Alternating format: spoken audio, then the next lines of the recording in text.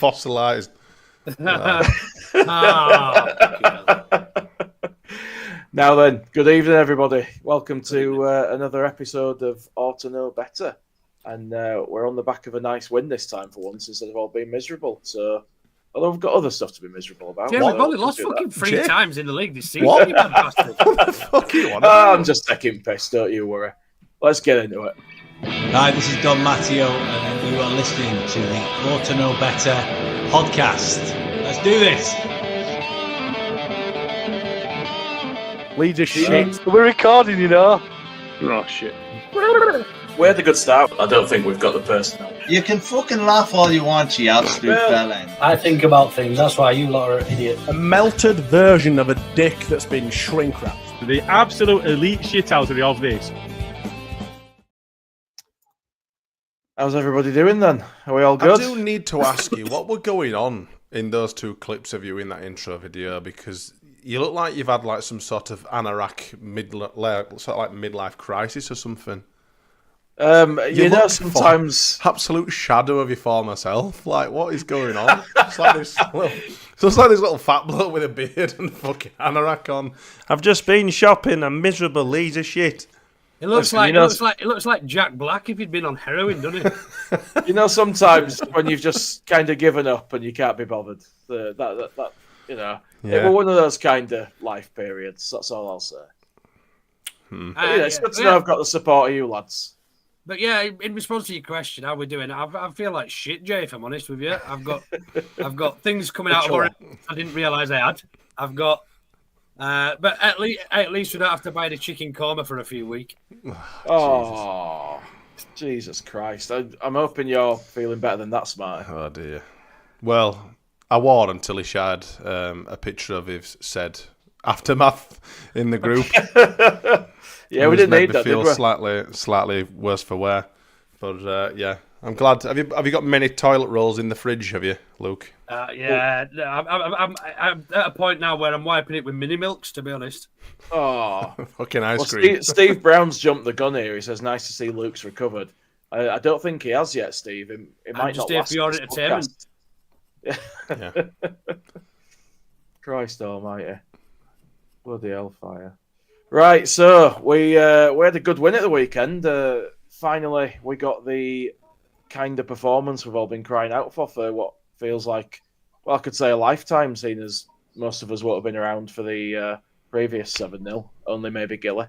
But yeah, how did you feel, Smarty, about that? Were you pleased to see us finally not sit back and go for the throat?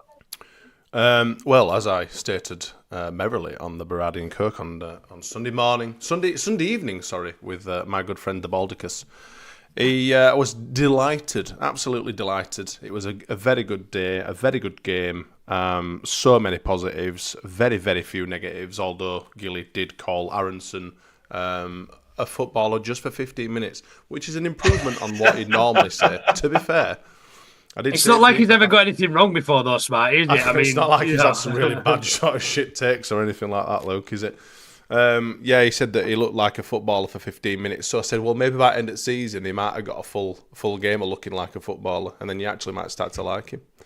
But no, it was great. It were absolutely great. The atmosphere were good for once. I've already covered it really, so I've already said what I wanted to say on Berardi and Coke. But yeah, it were class. Absolutely class. Dan James was an absolute hero. Absolute hero. What a guy. And Junior Firpo. And Rothwell. I could go on.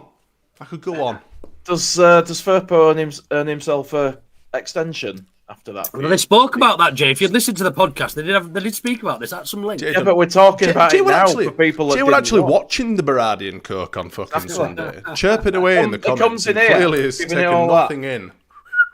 Yes, he didn't watch it at all, so he can piss off. I believe we should sign Junior Firpo.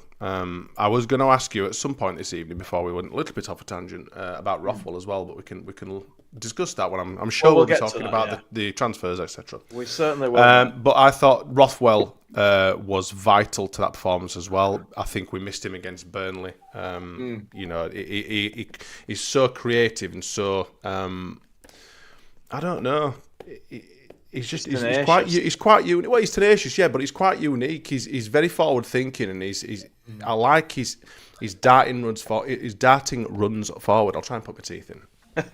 And the way that he carries the ball forward quite aggressively, and I think we missed that certainly against Burnley. And then obviously we've got Firpo as well on the left hand side, who just overlaps just nicely with Solomon. So there were some really, really good performances. I really liked how we played. I thought the defence were great. Meslier even made a save, which he didn't need to, by the way. He could have grabbed it. He were coming from about 3 miles away. I saw it, but whatever. I'm not going to get too stuck into him. Our French keeper, our little Papillon friend. Wouldn't be like you, would it? Luke, are you happy? Yeah, mate. I was absolutely over the bloody moon, and it was about time we put some team. It was going to happen sooner or later that we put some team to the sword. And look, it's been coming for a while, hasn't it? I don't think we've been very critical of Farker when we go in front, specifically at home, and the fact that we seem to take our foot off the gas and we don't really kill the game off. And we're quite happy we've won a 2-0. But this felt a bit more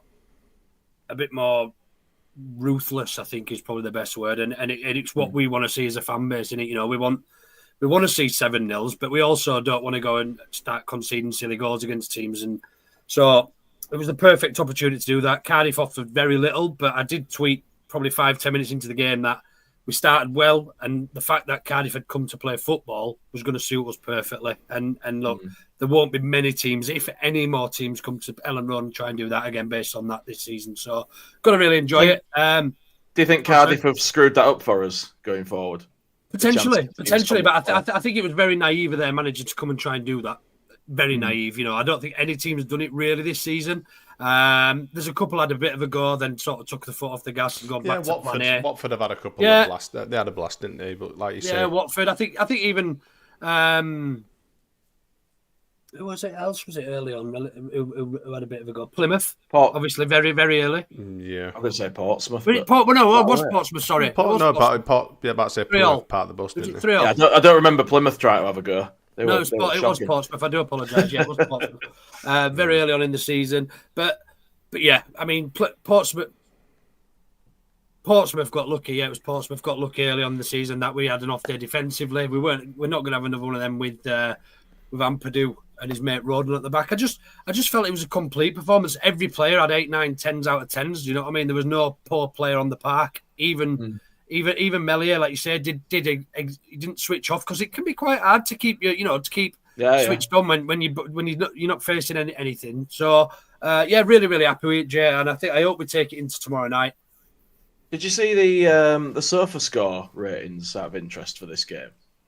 I've got them in front of me now, and it's interesting after you just said that about lots of 8s, 9s, and stuff like that. Don't know if you'll be able to see this on here. You probably can't. It's shocking. You can if you want. They've given Meslier 7.1, Bogle a 6.9, Rodon 7.3, Ampadu 7.1, Firpo got a 9.7, Rothwell got a 7.8, Tanaka a 7.7, Dan James got 9.7, Aronson got 7.8. It's strange to get a goal and get less than an 8 for me. I think a lot of it's based on getting assists and goals. Firpo, the fact he got 3 assists boosted up to 9.7. Bogle Solomon didn't got get any assists. 7.5. Bogle was actually hooked quite early as well. Pirro got 9.6. Some of theirs are shocking though. O'Dowd got 5.6. Chambers got 5.7. What's that in your tabs, Jay? Which one? You porn.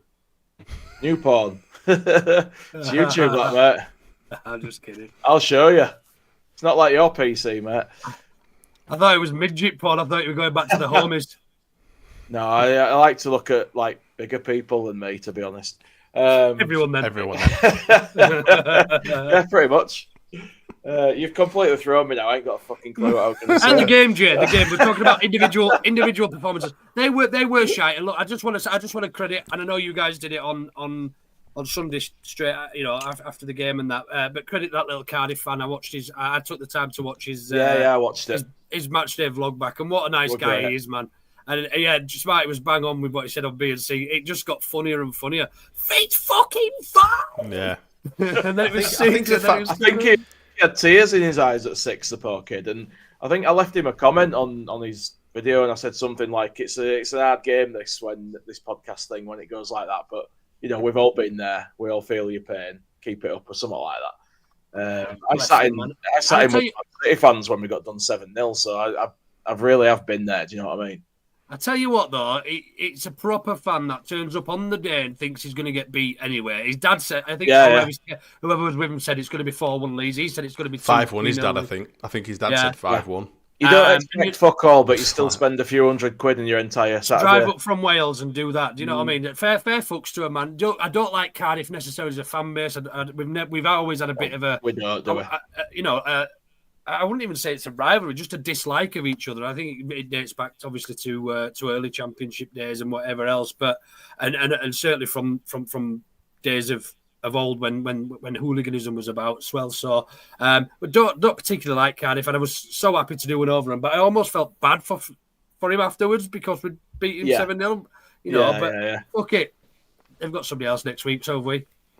Yeah, well, that's it. I mean, for me, I loved it, mate. We've had so many games at Elland Road where, like, if we sort of 2 or 3 up at half time, you go down at half time for a pint and you say to your mates, it's going to be shocking second half, isn't it? Just to give you a bit of an idea of his match day vlog, how it normally goes. He got 2.1k views against Derby. He's had 69,000 views for the Leeds one. Do you know what I mean? He might make 20 quid if he's lucky off that.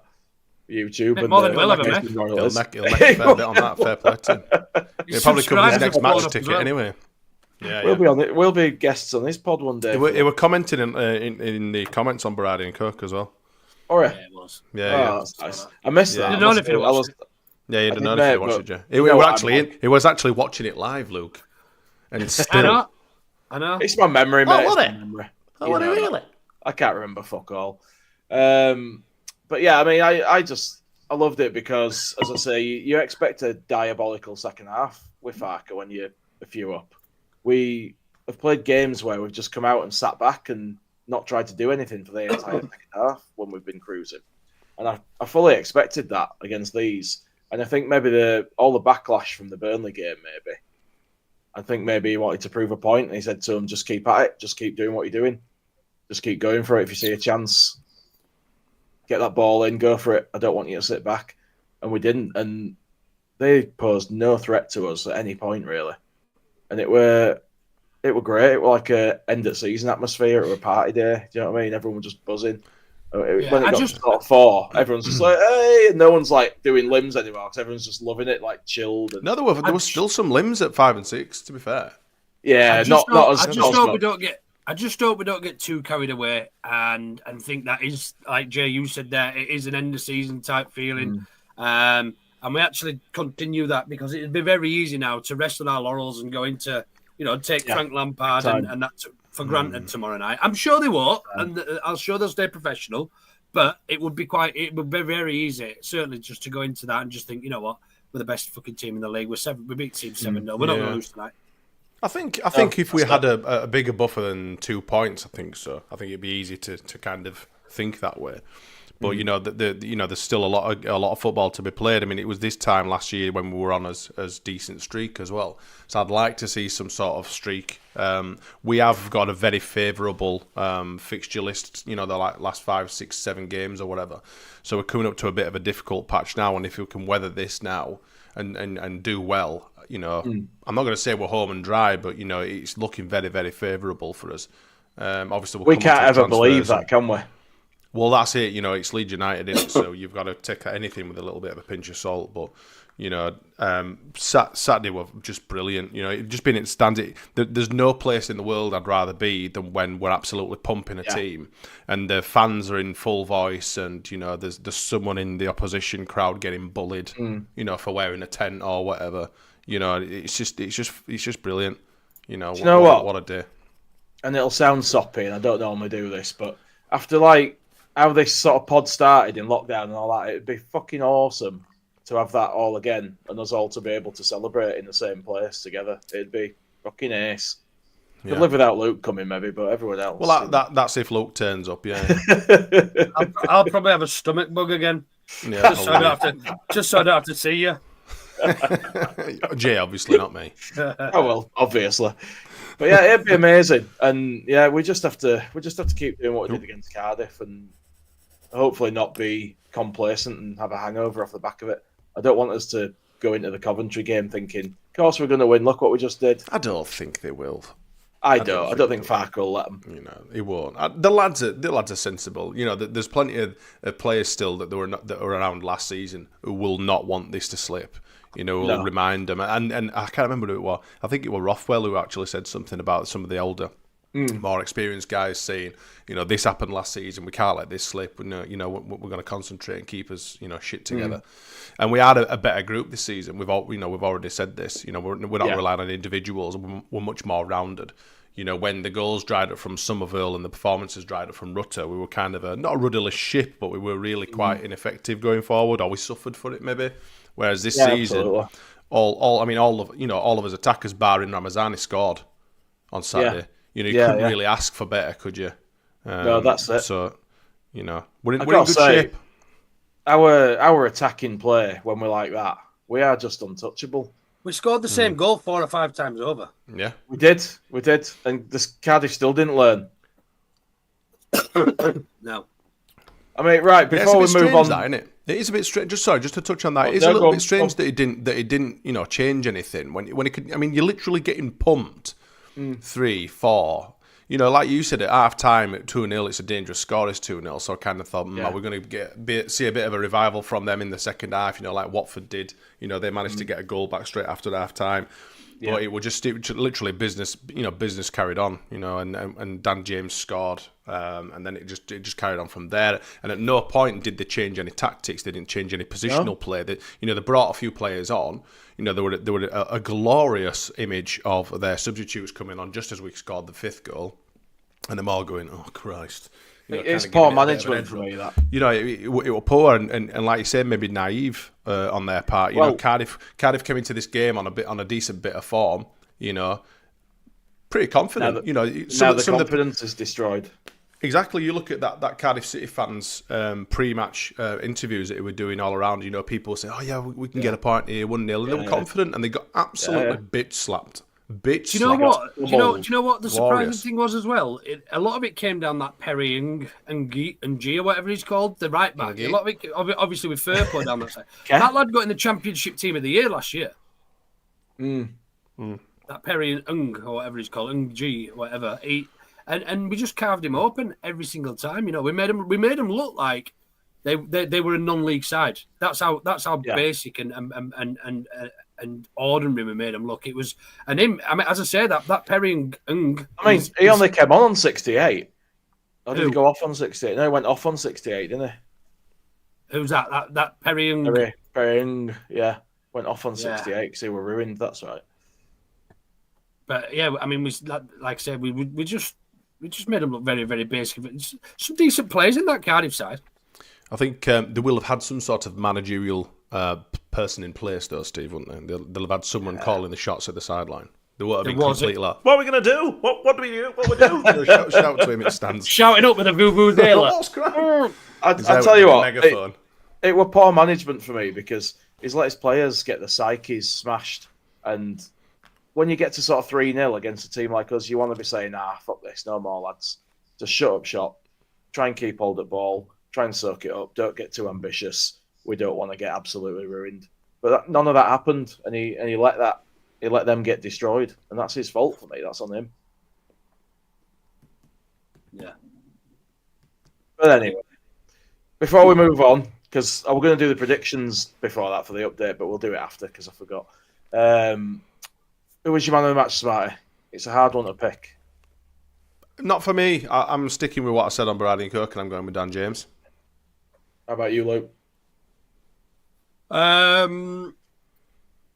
Matteo Joseph. Nah, I'm just kidding. Oh, just waiting for comments to go insane. Someone will have been poised in the comments for that Somebody one. Somebody will be like that now. I'm absolutely fuming. Triggered.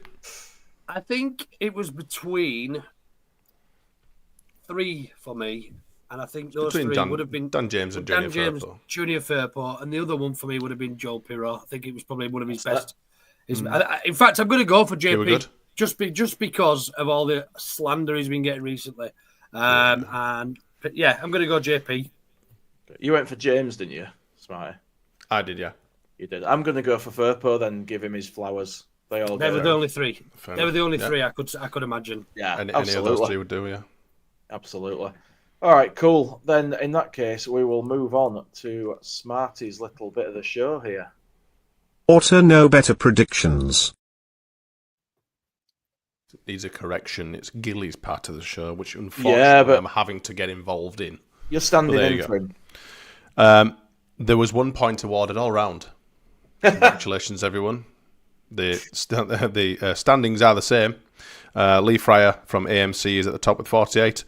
Big Lou is at the bottom with 21, and I'm nowhere near both, so that's fine. Who's top? Who's second top?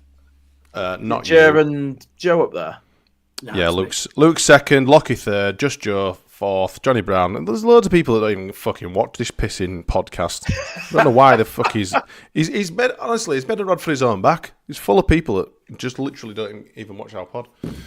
Not that I'm bitter. Oh, he's off. Where's he gone? He's off. He's gone. He's making a run. Oh, We can see he's got deli belly.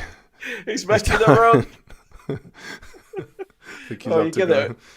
You get it all. I wonder on this if he's got one of them like tenor men, like man nappies or something. Maybe we should have sent him some just before we came on.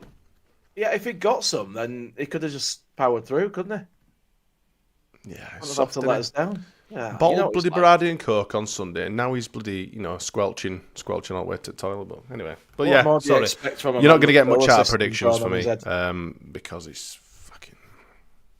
Well, there's no jeopardy. How much you There's love no it. jeopardy. Come on. If you back the opposition, you should and Leeds win. Rightly, you should be minus 5 points, and we don't do that anymore. So it's a load of bollocks, basically. Maybe we should bring it back next season. You'll have your chance to put your ideas forward at the AGM. Absolutely. When we all get pissed. Yes. Right, so the only thing we can really talk about tonight is probably the transfer window, and it's a funny thing that, seeing as there's nothing to actually talk about regarding the transfer window. So much to say. It's probably the shortest segment of the pod tonight. It'll be a quick one, this. I think there's a few people who said, "Oh, the transfer window, the door's open still." Like, the door hasn't been fucking opened.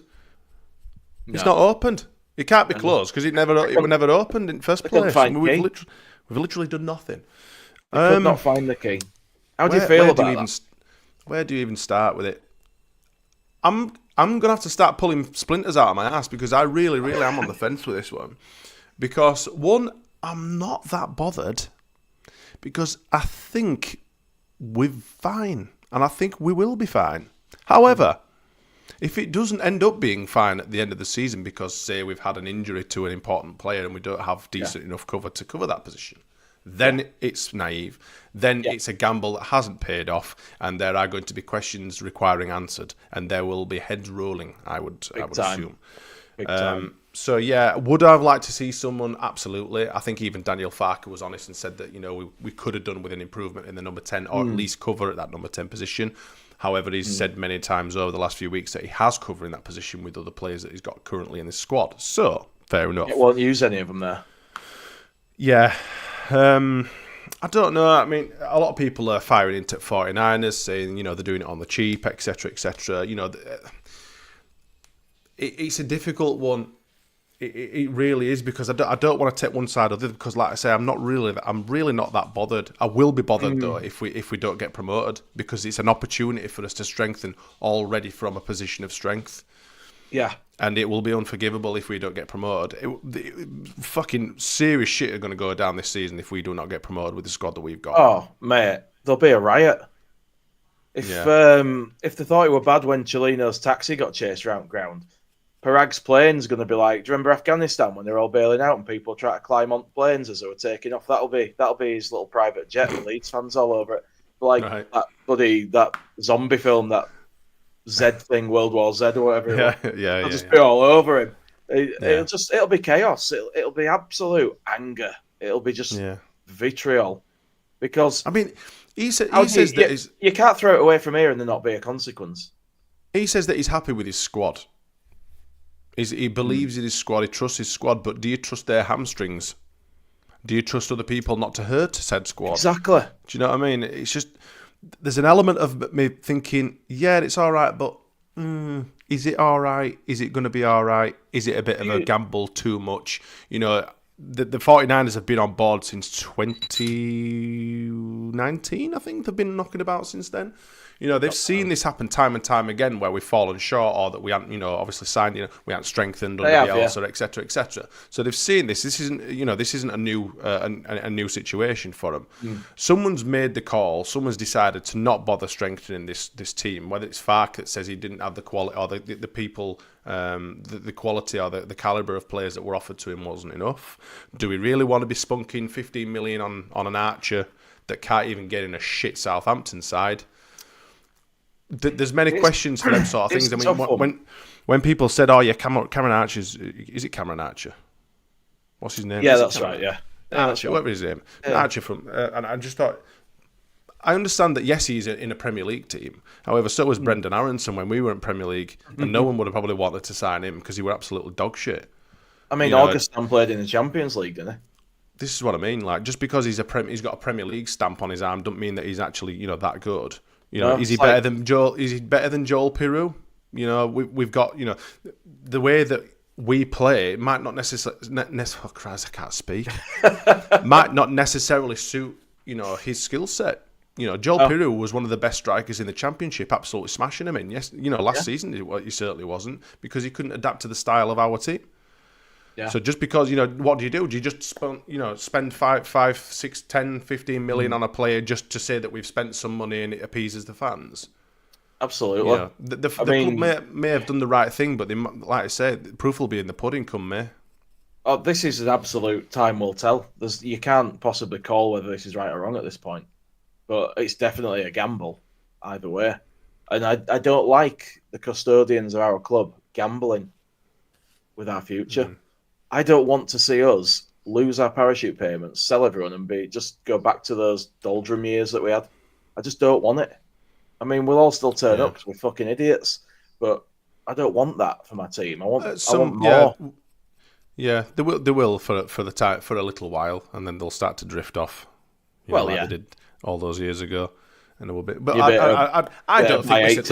Let's stick a little bit of a positive spin on this because I think we are the best team in the league. I mean, the stats prove that we are. We are performing as the best team in the league as well. We should be doing a lot better. And I think hopefully now this bullshit, this transfer window has been put behind us. We can carry on and kick on with the league now and try and just strengthen our position and try and gap the second and third sort of positions and just we know the mission, we know what we need to do. The only people or the only team that's going to stop Leeds United getting promoted is Leeds United. So we just need to keep us shit together, keep us fucking powder dry, and just let's crack on. But that's easier said than done because we are Leeds United and we don't like to do stuff the easy way. So the problem I've got with it all is we're only one big injury away from serious problems in certain positions, and you've got people going mad saying, "Oh, Burnley are signing Marcus Edwards. Oh, why are we? We don't need a winger. That guy wouldn't have done anything." A lot of teams have made some good signings for them. Yeah, exactly. A lot of teams are strengthening for them because the players that they're signing, for me, the majority of them don't even get a look in our squad. We've arguably got the 4 best wingers in the fucking league. Absolutely. Whether you want to throw Willie Gnonto in there or not, we absolutely have. I'm a bit gutted that we didn't get somebody because for me, there's just unless something goes drastically wrong, there's no massive downside to bringing someone in, as long as they don't disrupt things, which is another element of it. But to not get anybody, it's a weird one. It's not the end of the world, but it makes me think shit.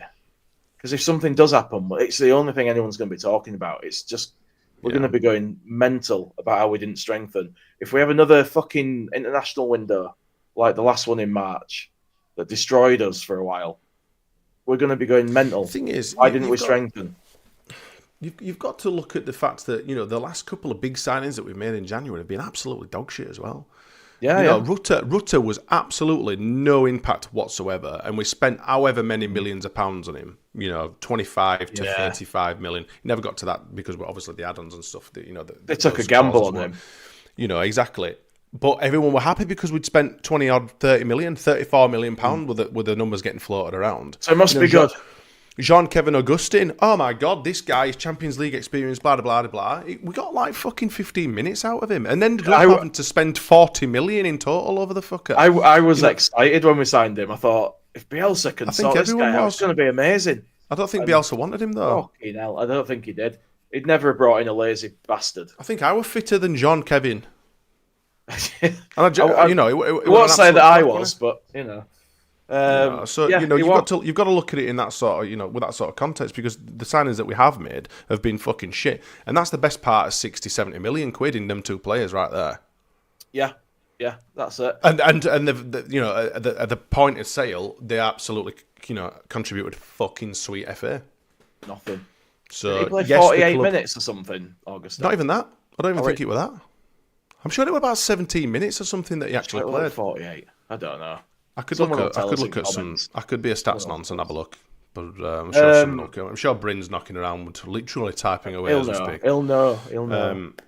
But yeah, I just think it could be an absolute blinder pulled by the 49ers that we've got yet more money to spend in the summer should we need to, or it's going to be an absolute out and out failure. Well, that's it, isn't it?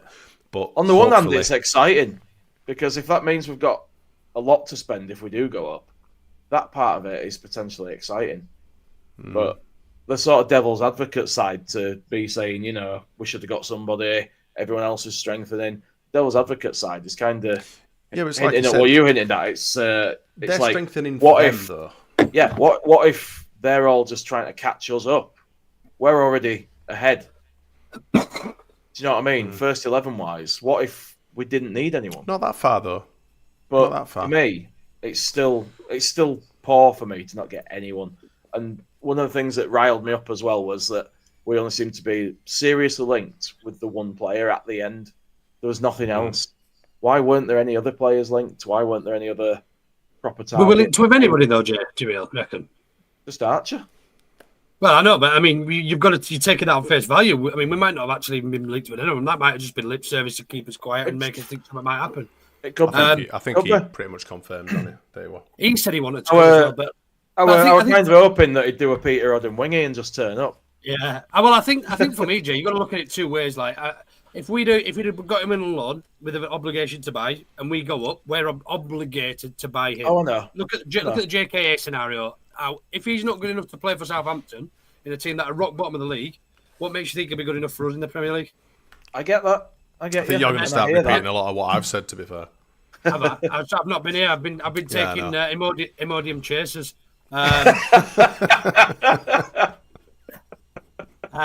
So yeah, I mean, I don't know. Have you mentioned Farker's presser today? And his comments in the I was waiting for him to come back so you could have something to say. So so he's obviously said that he's predicted a quiet window, and how it's turned out. The main headline is that window is to trust his group. We are top after 2/3 of the season. This group has managed this, and I do not know why they cannot continue. Once you're top, it has two effects on the window. The players attract other clubs, and it's difficult to improve your own squad. This was important to block all interest in our players, and for that I'm happy. So we were not at risk of losing anybody. And then he goes on to say, adamant that transfer business should not just be done because of the mania which surrounds deadline day, and worrying about what other clubs are doing. I never ruled out a lucky addition, but none of the targets tick the boxes: cost, character, and capability. So for you, Luke, does that say to you it was Farker's choice not to take anyone? I think it was a mixture. I think it's probably. He probably must have had some money, or he must have had some say in the fact that maybe potentially we're going for Archer. But actually, when you put together those three C's, cost, character, and capability, there's a lot to be said. Like somebody has got to add. Right now, if we bring them in on an obligation to buy, straight up loan, fair enough. Anybody with an obligation, they have got to add substance, because we've got to see ourselves as a Premier League club. I know we can't get ahead of ourselves, but we've got to see ourselves as a Premier League club next season. And if they're not going to add any substance to that Premier League side next season, they're just going to be on the bench, or they're just going to be taking up a play. If we signed Archer, hypothetically speaking, we'd then on the books next season, we would have Mateo Joseph, Archer, Paddy Bamford, and Joel Pirro. Not one of those four would I want to be a starting striker in the Premier League, by the way. So you're dead watching machine on. Not me, mate. It might be mine. She likes to do that when I come on a podcast. Oh God! Sorry, Luke. I can hear it. Yeah, for me, not one of those I would want, or I would really want in an ideal world, starting in a Premier League side that's hoping to avoid a relegation. So I think based on that one and that only being the target, it's what is available. And you look at what the teams have added around us. That Lafay looks half decent, but he went because he's got a connection to the manager, Cree or whatever he is. The other one, Marcus Edwards, everyone's been shouting about. He's played 170 minutes since September. We said this before. We don't need a winger, so no one needs to get upset about that. It'd be fifth choice. Same with Ben Brayton Diaz. He'd be fine with fifth and sixth choice. So it'd be another Pirro trying to fit into the system. I completely agree with what Daniel Farke said. He then goes on to say one more thing I just wanted to add was if top Premier League clubs want to loan to us, their players need guaranteed playing time. Which player can I guarantee playing time? Which you look at my current squad in this position. If we're ninth or have injuries, then you can make these guarantees. Fair enough. Yeah, absolutely. But also, there's a reason. There's somewhere else in. I can't see it there in front of me now, but he said something along the lines of these players that are coming from the Premier League are coming for a reason because they're not good enough to play in the Premier League at this stage. And he said something like specifically. You look at Solomon, and he's definitely good enough. Definitely good enough at Premier League. He just because of his injuries, etc. He needed pretty much guaranteed minutes, didn't he? Which is why it's come down to us. That's what I mean. They wouldn't be warm enough to play in the Premier League. They wouldn't be ready, and it's different. I mean, it's completely different bringing somebody in the summer compared to bringing in somebody in the winter. Anyway, in this January transfer period, because you've got what we've got 18 games left, 16 games left, 16, and they've got to get these players up to speed, playing the style of football. It's a big old ask, I tell you. Yeah, I totally agree with that. Then I paid Sporting some decent money for Edwards. I can guess. Oh God, yeah. Did you see the announcement video for him? By the way, yeah, I quite liked it. The friends thing. Yeah, it was quite good actually. There's not been anything. They absolutely smash it out of park to Burnley for them for that sort of stuff. Yeah, it was decent that. We sort of talking about the 49ers and people saying, have they not learned anything? Why not strengthened? But on the devil's advocate side, maybe they have learned something. Maybe they don't want another transfer window like the one we had after we finished ninth. Maybe they are keeping some money in the bank so they can splash out and get what we actually need. That's the hope. That's the hope I've got here. Great point, but you've also got to think then, if we don't sign anybody this window striker and we do go up, we're going to be attracting better players than Cameron Archer. And, you know what I mean? That's the gamble side of it, isn't it? There's you can see merit in both things of getting somebody and of not getting somebody. If we go up and we've not signed anyone here, we've got a shit ton of money to spend. Because we are in a very strong position. There's a lot of what ifs. And there always is going to be your what ifs. But Farke believes in his squad, whether or not he's been, I wouldn't say done over by the 49ers with regards to resources, etc. Maybe not the right caliber of footballer. Like I say, I'm definitely on the arse. But you can't tell me there aren't any number 10s out there in Europe when they can find fucking Ao Tanaka in German second league. You're telling me that there ain't any number 10s out there that would fit this division for this team. But you've also got to take. I completely agree. But you've also got to take the vote of confidence he's given in Aronson. Yeah, that's what. Well, yeah, that's what I'm saying. But I think the majority, even those that like him, there's a couple of people on this podcast that do like him, and there's a couple of people that don't. But I think even those that do, i.e., me and yourself, Luke, I think we'd be stupid to not say that we'd probably take a number 10 if you were guaranteed to be or perform better than Aronson. Yeah. Have a little bit more creativity and a little bit more output, assist from that. 16 exactly. I know you can't. So that's I'm firmly on the fence with it. Me, I'm really not that bothered. I would have liked to shine a new toy. I would have liked to see somebody come in, as you say, give Aronson a break. We've seen previously in the Premier League and on his loan in Berlin that he does fade towards the end of the season. He does knacker because he does so much work, and he does a lot of unsung work as well. Look, he's not getting lots of assists. He's chipping in with goals. But he does a lot of the pressing for the number 9, whoever's playing at number 9. whether that be Joseph or Pirro, you watch him. Yeah. He's often the man furthest up the pitch doing the pressing, and it does tend to fade a little bit. So I would have liked to have seen another option, somebody who can dictate the tempo of a game and thread an eye of a needle and or do all the nice stuff that Rutten used to do and things, but we haven't got it. We've got what we've got, and ultimately we just need to crack on with it. No, that's it. And that's what we're going to have to do at this point. And we're all hoping for the best now with no injuries, I guess. Because that's all that can really fuck us up at this point. It could, but it also could be another Tanaka situation or a Rothwell situation. When Grueven and Ampadu got injured, who'd have thought how good Tanaka and Rothwell were going to be for us? We might play Solomon or Ramazani more central, or even Willie Nonto potentially, and it might actually work even better for us. So we don't know, and it's a lot of ifs, buts, and maybes, as Smarty's already pointed out and alluded to. So it's one of them. We just got to take it on the chin and move on. We've got the squad we've got, and they've got this far. It's funny how stuff works out like that. When you think about the start of the season, like the prospect of Tanaka, who we knew nothing about, and Rothwell, who nobody was that buzzing about, especially Gilly, becoming our first choice and quite essential midfield pairing. It's just unthinkable, and now they're both really important members of that team. Yeah, Tanaka may have ended up just getting Farke's little 5 minutes at end of the game appearances, and we might never have actually seen how good he really is. Yeah, I agree, and he's been arguably, dare I say, our best signing this season so far. Roland makes a great point. You can't necessarily unearth a Tanaka style diamond in every window. You can't. No, because you'd be naive to think so. But what my point was is there are players out there. They are out there, and you can't tell me with the extensive fucking network that we've got for scouting that we haven't highlighted any potential targets out there. We probably have, but just didn't. And is it cost effective?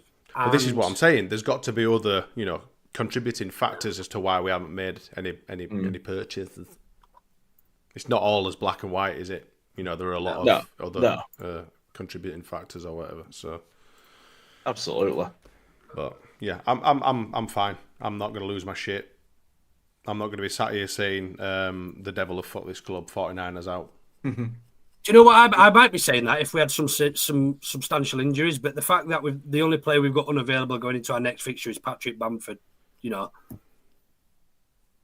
Well, yeah, and he's going to be perma injured for me. He's probably never going to really feature again, is he? The way he's going, he just doesn't seem reliable at this point. He hasn't been reliable since fucking first season in frigging Premier League, mate. I don't see him coming back. He's just so broken now. I'd love to see a Bamford redemption towards the end of this season. Let him go to Wrexham. Let him go to Wrexham and stink the place up. Can do that for me. I don't care for seeing him again. Nah, his time's gone. I'm grateful for the goals that he's scored, but his time's gone. Not. I mean, I dare say the majority of the fan base, as soon as they see that fucking idiot lining up on the sidelines, with a number of others, you just think, look at that groan.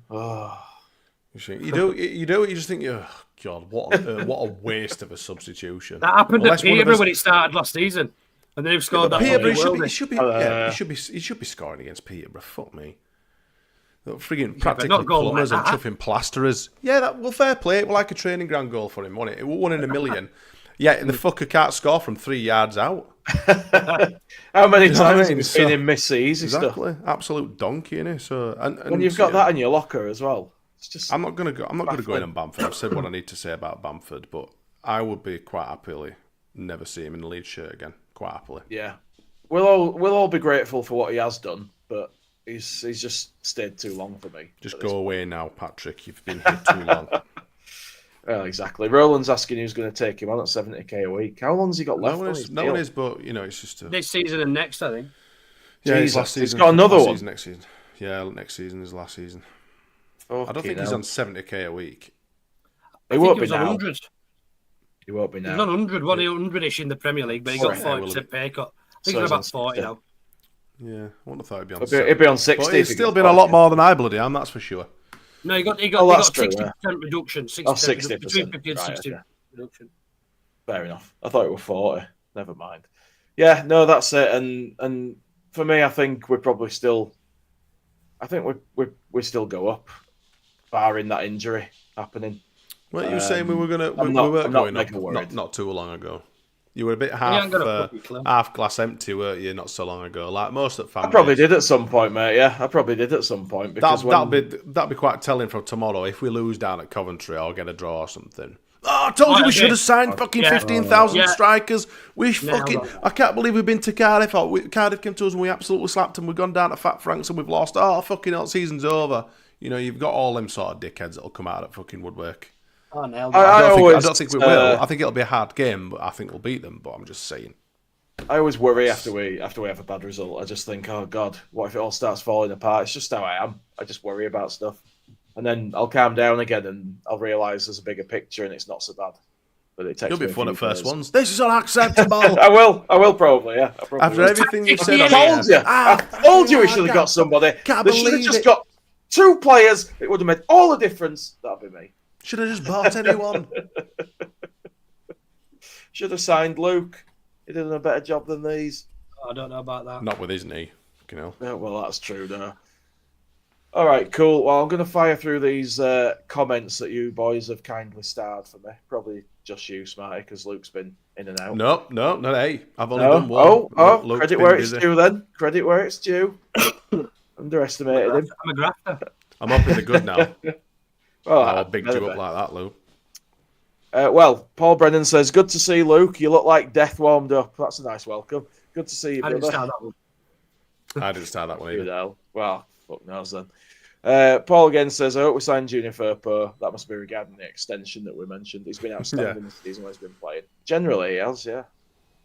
What's the next one here? I need to get rid of these as I do them as well. Mark Barlow says, so because Bayern and Liverpool didn't sign anyone, we thought we'd best not sign anyone either. Gotcha. Let's run with one for experienced goals. Let's run with one for experienced goal scorer and one number 10 until the end of the season. And then a base palm. Mark Barlow's not happy. I think he's not happy with that, but it is what it is, Mark. It is what it is. We've been through it. Mark Wright says, didn't Square Ball help out with staying taught? That's for the Cardiff kid, isn't it? Yeah, I think they did. Yeah, I think they did, and Angus sorted him out some VIP hospitality or something. I think as well. Yeah, it were a nice day for the kid. Paul Brennan says since Daniel Farker has become Leeds manager, he's breaking records and equaling records at the same time. That's some feat, is that? Total respect to Daniel Farker. Everyone's singing from the same hymn sheet. That's it, mate. That's what we want. It is worth noting the camaraderie between the team and the squad now as well, in comparison to this time last season. Even there are those that want him gone at the end of the season, regardless of our fucking position.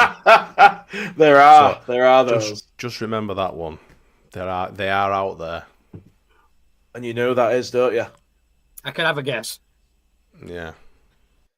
Skip says, Q still early, but who was better, KP and Click or Ampadu and Tanaka / Rothwell? Oof. I think it's too early to compare. Has to be at the end of the season. Yeah, that's a we'll see how we feel. Question is that I like it. It is a good one. That it's also not a comparable because we played with one pivot under Bielsa with KP and Klitsch was slightly further advanced. Yeah, but on face value though, take it at face value. But we played with three central midfielders then, so it was usually Dallas or somebody else usually played with them. Pablo. Well, Pablo and Click in middle, weren't they usually? Correct. Or Pablo sometimes on like there were all sorts of different formations. But Calvin won in that single pivot one here where he used to spray balls out and just get tackling every fucker. I used to love that. It was so good at that point. I loved KP at that position for that team. Peaked, didn't he? Peaked. That were it. Click were awesome as well. Yeah, very totally different. But the good old days. Ask that question at end of season, Skip. Yeah, do that. Skip again says, would have liked 1 or 2 incoming loans this window, but our squad is by far the most superior in this league, and if we fail to get promotion this season, it won't be down to this window. Interesting. I think that's probably right. If we fail now, although an injury, you can point at the window. It's going to happen. Solanium Linanium. He says, Leeds fans never happier than when they've got a future whinge in the bank. We either win the league or get to moan at the owners. Win-win. Yeah, an absolute credit. A whinge credit, I think. That sums up Leeds Twitter for me. Straight from the bank of whinge. Yeah. That's right.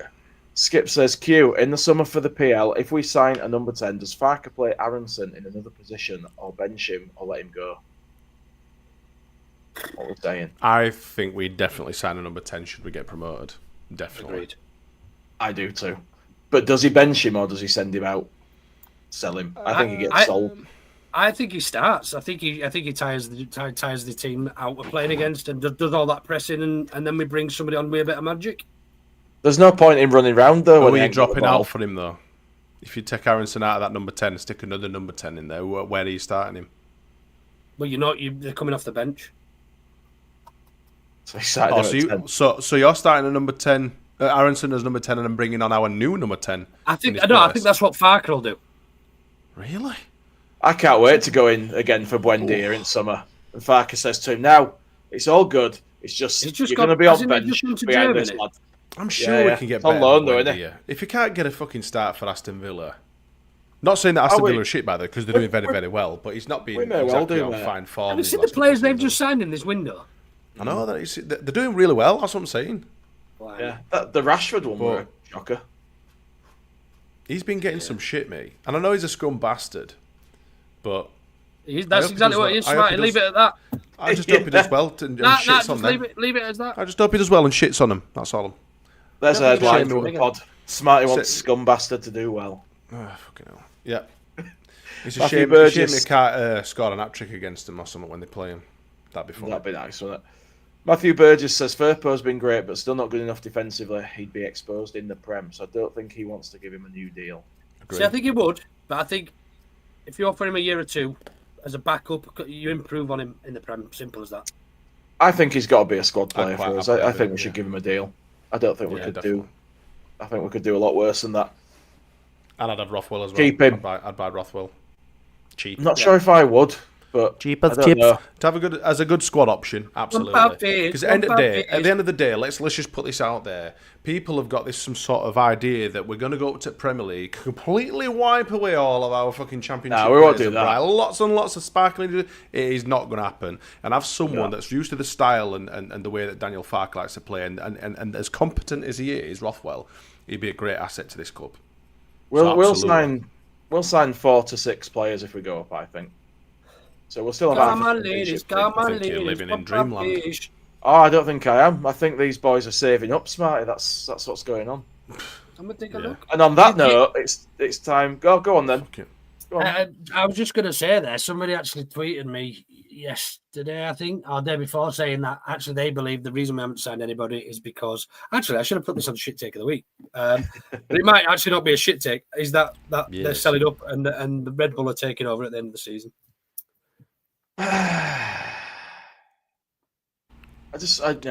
Do your opinions about this subject align with Gillies also, Jay, or do you have a different spin on this one? The Red Bull thing, I don't really want them controlling our club, but it's probably going to happen at some point. I think we all know that now. You're not fancy going to Red Bulland Road? Not really, but I'm not as against the Whites of Yorkshire. Fucking hell. It sounds like what is it? Pro Evo. It sounds like a Pro Evo team, doesn't it? Instead of proper name. So you're all right for Pro Evo to change the name, but not Red Bull, is that what you're saying? Yeah, Pro Evo could change the name. That's something else. I don't even know if you know what I'm on about, Luke. Pro Evo, they call them like Manchester Reds and Manchester But why would I care about that? It's not real. I don't care what happens in the virtual. You watch fucking wrestling?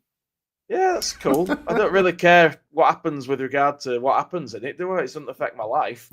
Come on, hurry up, because I'm going to need toilet again soon. All right, we'll move on. But I'm not against the money. I just don't want them rebranding us, basically. That's my take on that. So, after you ruined my first segue, let's go. Hey, has got a shit tick this week, my little sparrow-fact. This is the thing I hate about hosting these, because I have to do that and then I have to scramble through the fucking stuff here looking for the bits to... That's what everyone has to do, Jay. It's called preparation, Oh, no, James. mate, but I'm prepared. They're all here. I nearly said something that I shouldn't then. Anyway, so we'll start off with this one from our Shit Take of the Week account. Luke making friends again. Only me that's not asked. We haven't signed anybody. A loan or two to try and help us over the line would have been nice, but these obligation to buys have to add some substance to the squad should we get promoted. I've not expanded the rest of it because I can't be asked reading it all, to be honest, Luke, because you know what you like. Roland's backed you up there, and then this chaos fella has come in and said, nonsense, this squad could have been improved if there was a willingness to do so. Barker is a chancer and hasn't learnt from his previous mistakes elsewhere. Thoughts on that one?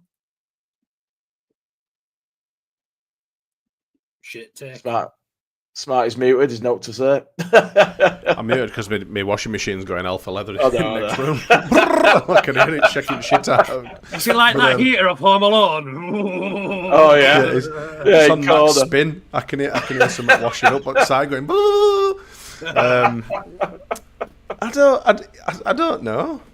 Because he's technically right. I mean, if they wanted to, they could have gone out and spunked absolute fortune on players and improved this squad. But like you say, we're not going to do, because we've got one eye on the Premier League and we don't really want to be spending a load of players that we might be, having to get rid of next season because we won't be good enough for Premier League.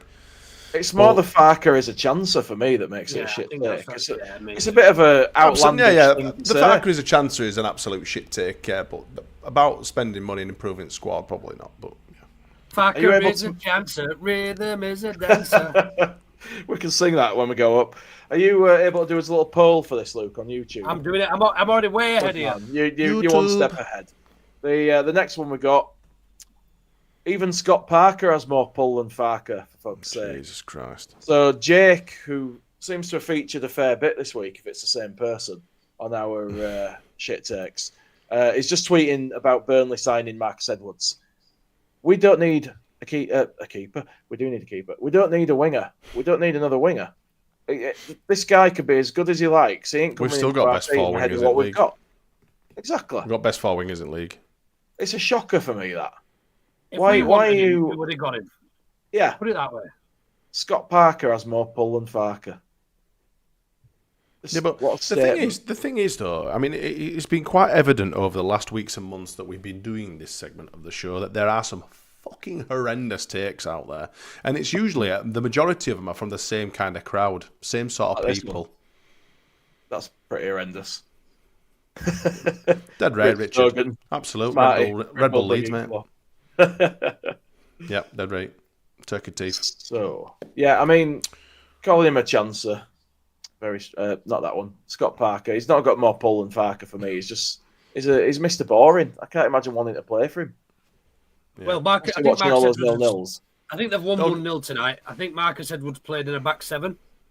Well, they'd be loving that little lad. If Burnley do go up, it'll be through playoffs, and it'll be a Huddersfield Town-esque, version of going through on penalties only. Yeah, it'll be on penalties. Yeah.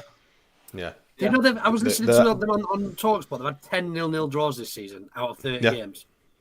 Mental. A third of their games have been 0-0 draws. You know what?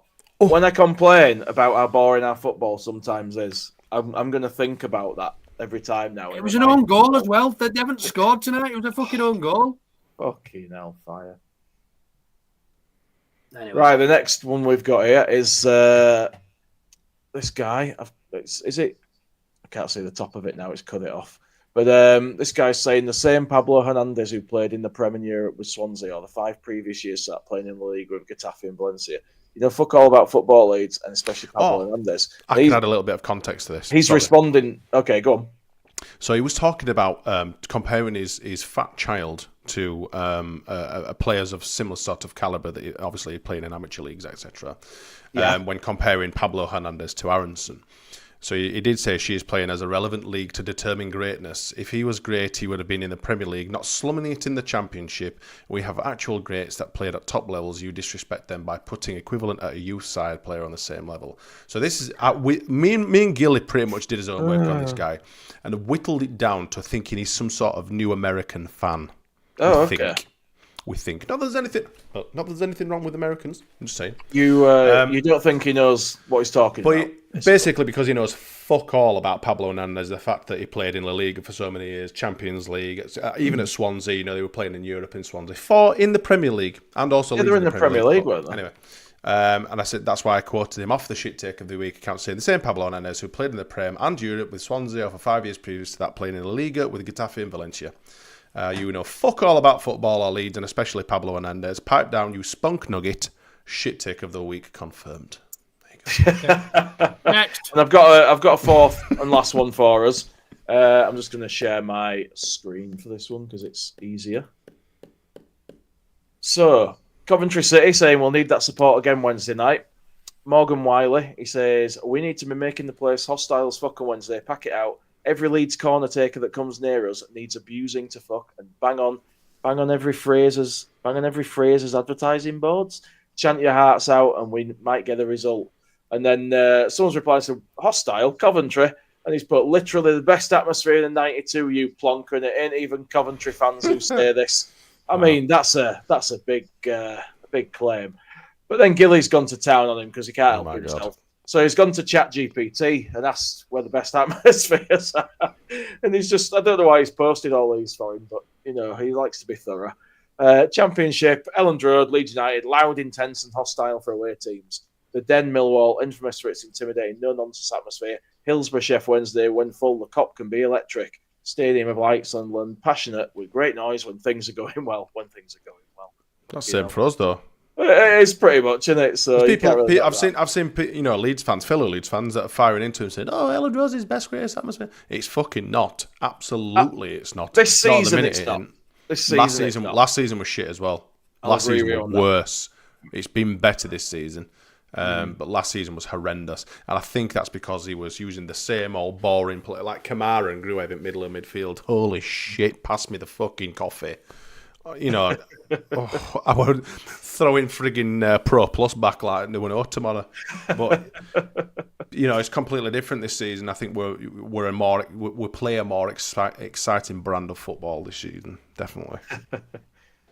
We've got a comment here from Andy Rowe. He says, "What do you mean takes? I get my info from Connor." Enough said. Fair enough, Andy. Fair enough. Is that him who looks like Megan Rapinoe? Yeah, I think so. Very similar. Very similar, yeah. Anyway, on that note... There's no need for this, lads. Come on. He's now live, and we've got... Go get voting. I'm going to log in and I'm going to vote as well. Scott Parker's Bladigan pull over. Bladigan pull over. My 10-year-old daughter, Pablo, and Cov Ultra's the best in England. Cov Ultra's, brilliant. Right, so... Speaking of Coventry, that's us next game, so we may as well have a little look ahead at that, and we'll try and get through to the end of this thing before we waffle for too much longer. But yeah, we've got Fat Frank's Coventry this week. How do you see that going, Smarty? Any major changes? Any players being rested for you? I think we'll largely see the same sort of starting 11 as we did against as we did against Cardiff. He made some really good substitutions, and that's gone under the radar a little bit. I did say this on BNC. You know, when he doesn't make his substitutions in time, he gets a load of shit. However, when he does manage the squad better, it goes under the radar and no one says anything. I think largely will be the same. I think Coventry, I didn't say this about Cardiff, to be fair, but I think Coventry will be a tough game away. Have you seen the form? Especially if the fans are banging on the Fraser's advertisement boards, of course, and shouting at all our players every time there's a corner throw it. You know, how will we go? Yeah, I think it'll be a tough game, but you know, there is no team in this league that we should be afraid of, and I don't think, well, definitely not afraid of. You know, we're better than everyone as far as I'm concerned, so we should go down there and fucking hand it to them, basically. Especially because it's Fat Frank as well. Absolutely, Luke. What are your thoughts on it? Do you think we'll make any changes or anything? No.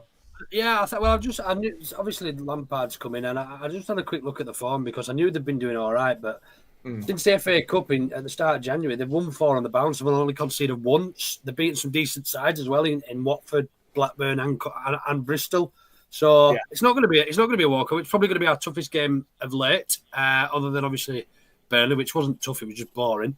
But I think it's going to be a real test to go down there. I think it's probably doing us a bit of a favour that it's on a Wednesday night, if I'm honest with you, because you know their fans won't be as pissed and they won't be as it'll be a little bit tamer. I mean, well, all joking aside, Coventry did used to have an half decent atmosphere, and that it is still relatively good. But anything that we could do to support our cause. I think it'll be a tough game, mate. I think we might see Stroik come back in and move Ampadu back into midfield. I don't want to see that necessarily. I think maybe give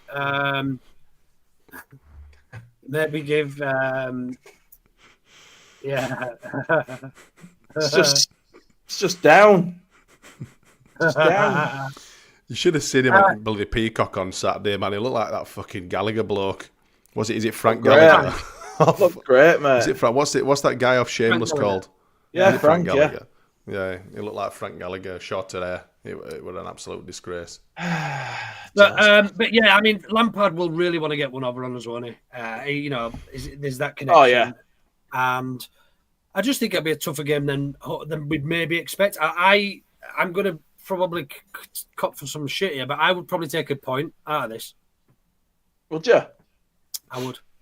Ooh. Tricky away fixture. I think anyone would take a point away. You know, it is a safe play in it. You know, taking a point away from someone, especially like somebody if that form particularly is in any sort of form, then you would do. But we should be going down and beating them. Steve Brown says last time we won 7-0, we had Coventry next game and won 1-0. Same again for him. Steve were there. You were there. Just climbed out of the trenches and went to the game. I don't think he's that old.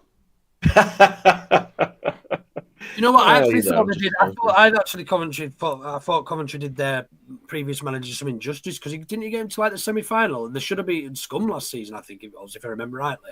They did all right, didn't they? Didn't they get robbed by a last-minute offside or something stupid? And on that note, guys, I will be back in. Luke's been robbed of his evening by his He's condition. been going to do the brown dance. Richard Hogan says, JE, jumping on the boyzone trend with your hair. I've still got the same length hair. It's not been cut. I just haven't tied it up. Am I going to have to tie it up every time? Tied it up? I mean, God, have you heard yourself? Oh, I've not put it in a fancy little man. Listen, mate, there's nothing wrong with having a bit of hair. You should have left the ponytail trend in the 90s where it belongs. Anyway, the Coventry game. Leave it alone. So you're saying no major changes, same lineup as... I think it'll largely be the same XI. Yeah, you don't think anyone will change? Or do you think Joseph might start, or do you think Pera played so well he starts? No, I don't think Joseph comes in. I think we may see something at left back potentially. Byron might come in there. I wouldn't like to think so because the way that we played, so attackingly and so well. I mean, Junior Firpo, like I say, it will like rinse and repeat when his assists on Saturday. If we can do that early doors against Coventry, bring Firpo off if he's scared of getting him injured or whatever, and bring Byron on for the last half or whatever. But yeah, I don't think there's any reason why we would not start the same sort of starting 11. I think, like I say, he managed his squad well on Saturday. He brought some players on. I think he brought Bogle off it might have been earlier than 60 minutes, actually. Can't remember where but Bogle came off quite early as well. And he interchanged and everything. It just really worked really well on Saturday. And I think, I'm going with same 11. I don't know if you'd change anything. 66 Bogle came off. Oh, I wasn't a bad guess then. That's an early sub for Farker, to be fair. But no, I'm same as you, to be honest. I'm not changing anyone, really. The only possibility for me would be potentially letting Ramazani have a start to give either James or Solomon a rest. But it's hard to interfere with a team that's just won 7-0. How do you justify it to players? Do you know what I mean? Well, like I say, everyone did himself a good, a justice. They did really, really well, all of them. Even the guys that came on, willing onto scoring after literally being on pitch for 30 seconds. Ramazani was very, very unlucky to only, miss his shot by a Nats Cocker as well. I like Ramazani. I think everyone does. No one's got a really bad word to say against him. He absolutely did their left back, tackled him, and obviously pulled his shot just slightly wide. But he's very, very good, very tricky, and he's got goals in him. So I wouldn't really be that bothered if they did pull James and Solomon and start Ramazani and Nonto on the wings. I wouldn't be bothered. I'd be like, right, fair enough. I think we've reached that point now as well, aren't we? When we're swapping wingers about, they're all good. You're not worried by a different winger playing. You might be a bit disappointed somebody isn't playing, but you're not thinking, oh God, not him. Whereas sort of last season, I know apparently he's played all right tonight for Burnley, but if you saw Jadon Anthony in the team, you thought, oh, fucking hell. Didn't you? No. Did you That's not? a bit harsh. No, I thought I he did all right. We've had much worse. Towards worse. the back end, compared to the other players, I didn't want to see him over them. Yeah. You know, I'm not saying he was shit. I'm just saying he wasn't as good as the other players for me. I thought he was quite effective, but he did play him on the left he wing. wasn't as good as the others. He did play him on left wing a lot, and obviously right side is where he's more effective. That's where Burnley play him as a right That's winger. true. Yeah, that is true. So it's credit where it's due or whatever. I didn't think he were that bad. I would have happily have had him for another season. We would have had him. Same as Connor Roberts, really. I thought he did all right, and he's obviously starting for Burnley as well. But yeah, I'm just going to go back to it. We've got the best 4 wingers in the league. Absolutely, no one will ever change my mind on it. Even Ramazani and Orta. So yeah, Richard Hogan says, I think Ramazani, Joseph, and Nonto start on Saturday in the Cup rather than tomorrow night. Quite possibly. Probably He'll right. have an eye on that, won't he? So yeah, he'll be managing the minutes again on. I think we'll see a lot of shuffling at half time, or like you say, the 60-minute mark. Usual sort of time he likes to make his substitutions. And you see a few bodies moving on bench. That's it. Yeah, who's coming on? The shuffle starts. That's it. Where's Ask Gravy Boy? Is he going to make? I don't know if he's going to make it back in time to talk about this, so we might as well wrap up, go for predictions, and we'll finish up. He'll either get back or he won't, to be honest with you. We've waffled for a long time. I didn't actually think we'd do this for this long. To say there were nothing actually happened in the transfer window. But yeah, I mean, as we say, probably no real changes. Might be just the odd one if there is. Same again then for you, results-wise, a big one, or do you think it's going to be a bit more conservative? I'm going to go 2-0 Leeds again, though, for my prediction. I know the people will start going off. Oh, he's chuffing comments. He's in comments. He's watching us. He's watching us having a bab on the toilet, look. Oh, God, lads, I can't move. You should have taken us with him. In fact, I know that's a terrible idea. What am I saying? Hello from the other side. Oh dear. Jesus yeah, Christ. I don't think Herbert said it in the comments as well. I can't see Coventry scoring. I think we'll be just too good to us. There's quite a few teams. Look at Cardiff. They were looking good. Their form were good, and they had a bit of confidence coming to Elland Road. I mean, literally. Yeah. I mean, apart from shithouse Burnley, who managed to accidentally score, I suppose. It depends which way you look at it. No one wins at Elland Road, and they were confident. They thought they were coming to do us over. Coventry will be the same largely, but I think at this point we turn our away form up and go down and we just need, like I say, we just keep us powder dry. We know what we need to do now. We know where the end goal is. We just need to crack on now, and we just need to go and do a job on them, and that's it. Just be competent, be controlled, be confident, and we'll do them over. Fair enough. I'm going to go for a 4-2 because I think we're overdue conceding a goal. I just don't. So Luke's gone 3-1. You've gone 4-2. 4-2, really? Yeah. I like it. I'm going. What did I say? 2-0. Yeah. Who's the first fan? I think it was Steve Brown. He's got a 1-0 for Leeds there. Richard Hogan says that Luke is the shit taker of the week. He's the shit taker of the week, Richard. That's what piss taker. Piss taker. It's 2 chuffing podcasts he's half bloody missed because of his bloody anal cavity. Poor lad. Be like wiping with broken glass at this point. Fucking hellfire. Right, I completely. I'm gonna wrap this. I'm gonna wrap this up, mate. Are you? Yeah, I'm gonna wrap this up. We've got no else to talk about, have we? I was gonna do I was gonna let Luke do the AMC bit, so I now have to find it. I can do that if you want. Oh, go on then, mate. You're here to save the day, aren't you? I've got your back. Are you utensil player? I'm a utensil podcaster, is it? So yeah, we obviously like to do a little bit with Andy's Man Club every now and again. If you're going through a storm or recently been through one and you're a man over 18, perhaps Andy's Man Club Leeds may be able to help you. Obviously, it's nationwide, obviously not just Leeds. Yes, yeah. But because we're a Leeds podcast, we're specifically focusing on Leeds. We have venues in Kirksall, Pudsey, Central Leeds, Beeston, Seacroft and Mornley. We are open 7-9 every Monday, barring bank holidays. They also run weekly and monthly social events with their aim to get men talking and to smash the stigma around men's mental health. Details of the venues and everything they do is up at Andy's Man Club Leeds Facebook, so give them a follow and help spread the word. Thank you, mate. And I'm just posting the poll results. Well, I was going to post them in the comments on YouTube, but it's completely fucked the formatting, so I'm just going to read it to you instead. But thought I'd forgot. Nice. I actually didn't for once, mate, because I actually have the window open. I would have forgot if I didn't have it open. Yeah, as I can see his windows open because I can see it down the bottom of my screen. I'm not going to give myself too much credit. So the winner was Farker the Chancer, 37%. Scott Parker's Bladigan pullover came 29% second. Oh, really? My 10-year-old daughter Pablo was third with 18, and Coventry Ultras best in England was 14, with a mighty 27 votes. So I'd really like to thank all of you that could be asked to click on that and take part there. It means a lot to us. If you could give us a like and a subscribe, maybe at least 3 of you, that'd be. Ooh, be careful. We'd like that.